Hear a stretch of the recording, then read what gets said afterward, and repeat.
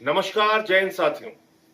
कल आपने देखा कि प्रयागराज में किस तरह से भारतीय जनता पार्टी के प्रशासन ने, मोदी योगी की डबल इंजन सरकार ने छात्रों के पेपर लीक पर चर्चा होने से रोक दिया। पेपर लीक हो जाए उससे कोई दिक्कत नहीं, लाखों छात्रों का भविष्य बर्बाद हो जाए उससे कोई दिक्कत नहीं। सीबीएसई के एग्जाम हो, हाई स्कूल इंटर के एग्जाम हो, पीसीएस जे के एग्जाम हो, लेखपाल के एग्जाम हो, दरोगा के हो, टीचर के हो, जेई के हो, हर परीक्षा का पेपर लीक हो जाए, आपकी जिंदगी बर्बाद हो जाए, लेकिन उसके ऊपर चर्चा करने तक की इजाजत आपको नहीं है। बंद कमरे में चर्चा करने की इजाजत नहीं। तो क्यों यह इजाजत नहीं है, मैं आपको 1 मिनट के अंदर समझाना चाहता हूं। उत्तर प्रदेश की हालत में आपको बता दूं, 2017 में दरोगा भर्ती हुई थी, जिसमें 7 लाख लोगों ने एग्जाम दिया था, पेपर लीक हो गया, परीक्षा कैंसिल हो गई। 2018 में 3000 नलकूप चालकों के लिए एग्जाम हुआ था, 2 लाख लोगों ने एग्जाम दिया था, पेपर लीक हो गया, परीक्षा कैंसिल हो गई। 2018 में ग्राम विकास अधिकारी के लिए परीक्षा हुई थी, 2000 पद के लिए हुई थी, 9 लाख लोगों ने एग्जाम दिया, पेपर लीक हो गया, परीक्षा रद्द हो गई। 2018 में ही यूपी पीसीएल जेई इसकी परीक्षा हुई और इसमें करीब करीब 26,000 लोगों ने 226 पदों के लिए परीक्षा दी थी, पेपर लीक हो गया, परीक्षा कैंसिल हो गई। 2018 में लोअर सबऑर्डिनेट की भर्ती 672 पदों के लिए 11 लाख लोगों ने एग्जाम दिया था, पेपर लीक हो गया, परीक्षा कैंसिल हो गई। 2021 में यूपी ट्रिपल एससी पेट की परीक्षा हुई, 21 लाख लोगों ने एग्जाम दिया था, परीक्षा कैंसिल हो गई पेपर लीक की वजह से। 2021 में ही यूपी टेट की परीक्षा हुई, 20 लाख लोगों ने एग्जाम दिया था, परीक्षा कैंसिल हो गई। 2022 में यूपी के 12वीं के बोर्ड की परीक्षा का पेपर लीक हो गया। 2022 में लेखपाल की परीक्षा 8000 पदों के लिए 2.5 लाख लोगों ने परीक्षा दी थी, पेपर लीक हो गया, परीक्षा कैंसिल हो गई। 2024 में यूपी पुलिस कांस्टेबल भर्ती के लिए जो 60,000 पदों के लिए हुआ था, 48 लाख लोगों ने एग्जाम दिया, पेपर कैंसिल हो गया, पेपर लीक हो गया, परीक्षा कैंसिल हो गई। 2024 में आरओ के लिए समीक्षा और समीक्षा अधिकारी की परीक्षा हुई, 411 पद के लिए 10 लाख लोगों ने परीक्षा दी, परीक्षा का पेपर लीक हो गया, परीक्षा कैंसिल हो गई। 2025 में यूपी बोर्ड के हाई स्कूल की परीक्षा का पेपर लीक हो गया। 2026 में एसएससी जीडी कांस्टेबल भर्ती की परीक्षा का पेपर कई जगहों पे धांधली, कई सेंटर्स पे धांधली का मामला सामने आया, निरस्त हो गया। 2026 में 22 लाख आवेदकों ने नीट की परीक्षा दी, उनका पेपर लीक हो गया, परीक्षा कैंसिल हो गई।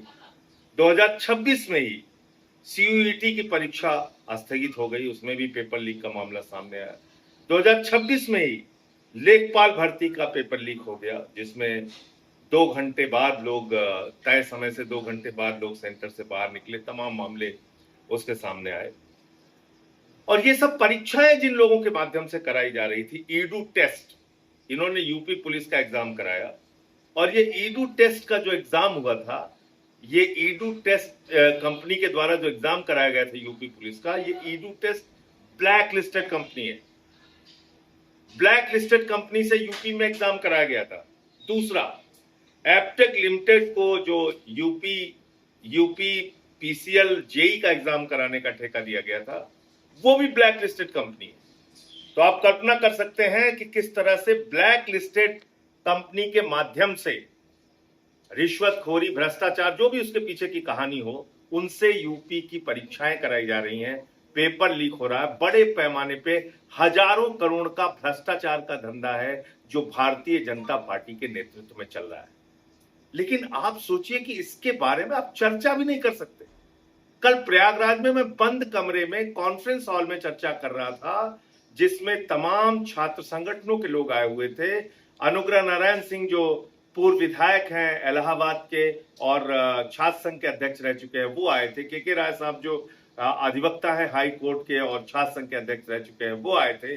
समाजवादी छात्र सभा के लोग थे, एनएसयूआई के लोग थे, तमाम छात्र संगठनों के लोग थे, प्रतियोगी छात्र संगठनों के लोग थे, और उन सब ने उस कार्यक्रम में हिस्सा लिया और अपनी व्यथा बता रहे थे कि किस तरीके से वो वहां पे मेहनत करते हैं, पढ़ाई करते हैं, दिन रात तैयारी करते हैं, और बता रहे थे कि एग्जाम देके निकलते हैं तो सबसे पहले माँ का फोन आता है कि बेटा परीक्षा कैसे हुई, कैसे हुआ एग्जाम।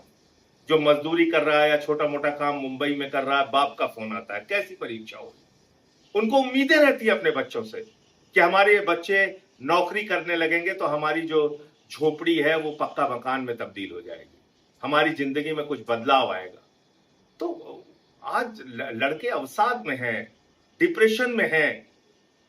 लखीमपुर में एक नौजवान ने आत्महत्या कर ली नीट के पेपर लीक के कारण। दिल्ली में एक लड़की ने आत्महत्या कर ली। ऐसे और जगहों पे भी आत्महत्या की घटनाएं सामने आई। आप उनके बारे में उनका दर्द भी सुनने की इजाजत नहीं दे रहे, उनके बारे में बातचीत करने की इजाजत नहीं दे रहे। और दो छात्र नेता आशुतोष पांडे और पंकज पांडे, इनको गिरफ्तार कर लिया गया, इनको अरेस्ट करके जेल में डाल दिया गया। अब सोचिए तानाशाही का आलम। मैं तो कह रहा हूं कि कितनी मूर्खतापूर्ण सरकार चल रही है भारतीय जनता पार्टी की, कि पता नहीं योगी सरकार को किसने ये सलाह दी। मैं तो बंद कमरे में चर्चा करके चला आता, शायद उसको उस खबर को इतना महत्व नहीं मिलता। लेकिन पता नहीं कैसे आपके अधिकारियों ने आपको सलाह दी, या आपकी खुद की ये सोच है कि कहीं बातचीत ही नहीं होने देनी है छात्रों के मुद्दे पे। आपने उसको रोकने का प्रयास किया, दमन करने की कोशिश की, और आज पूरे देश में पेपर लीक पे चर्चा एक बड़ा मुद्दा बन गया है। लोग अपनी बातचीत कहेंगे, करेंगे और हर जगह करेंगे। इसको कोई नहीं रोक सकता, न मोदी रोक सकते हैं, न योगी रोक सकते हैं। 75 जिले हैं उत्तर प्रदेश के, और इस कार्यक्रम को और विस्तार दिया जाएगा।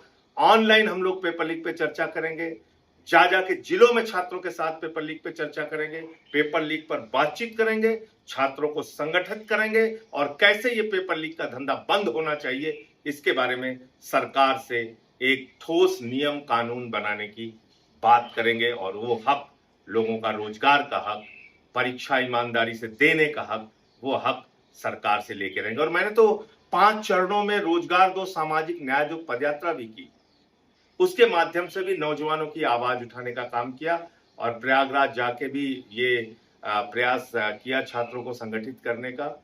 आप लोगों से मैं कहना चाहता हूं, ये पेपर लीक पे चर्चा का कार्यक्रम आगे भी जारी रहेगा, और इस अभियान से जुड़ने के लिए आप 8588833483 नंबर पर बात करके अपने सुझाव दे सकते हैं और इस अभियान से जुड़ सकते हैं।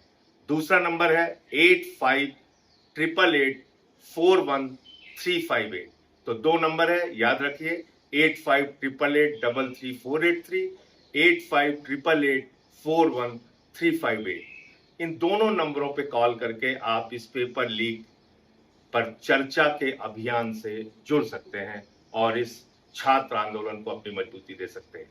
जय हिंद, इंकलाब जिंदाबाद।